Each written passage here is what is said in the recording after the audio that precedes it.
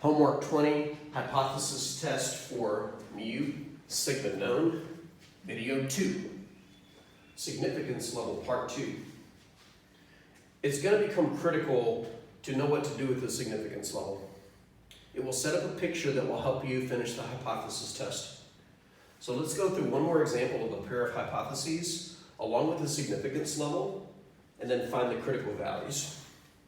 Suppose the null hypothesis is the population mean is 10, whereas the alternative is, no it's not, it's different from 10. Find the critical values of alpha equals 5%. Draw a bell curve, I can't stress that enough. In the next video, where I enumerate the steps for this hypothesis test, it will explicitly say draw a bell curve. Now, what do you do with this bell curve? You figure out which tail or tails to shade in based on the alternative hypothesis. Because the alternative hypothesis says not equal to, this is a two-tailed test. Which means in our picture, we are going to cut off a tail on the left and a tail on the right.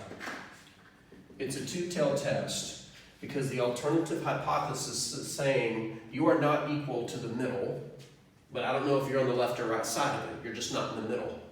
So the evidence that could contradict being equal to the mean is either all the way on the left or all the way on the right. Now here's where you have to be a little careful.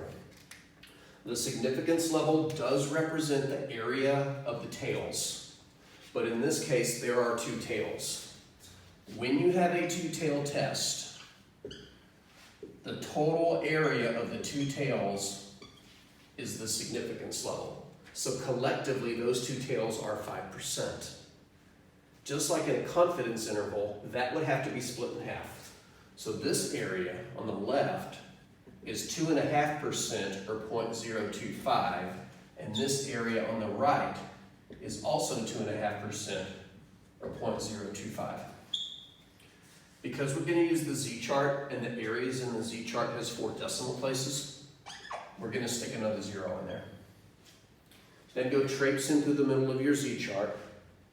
Find 0.250, and this one is in there exactly. I know exactly where it is. Go look at the negative 1.9 row and go over to the column with the 6 above it, and you will find 0.0250. The critical value for the left tail is negative 1.96. The critical value for the right tail is positive 1.96. Again, if you look in your z-chart, that's where you'll find it. When we did confidence intervals, I mentioned that you really only need one of these, but in a two-tailed hypothesis test, you need both. So, this bell curve has 2 critical regions. It has a critical region on the left and a critical region on the right.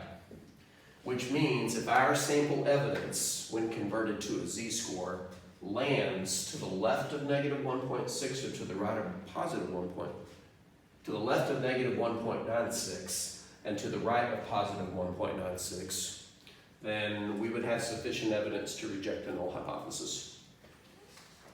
Okay, I think it's time to blow the lid off of this. In the next video, I'm going to lay out every step for this hypothesis test.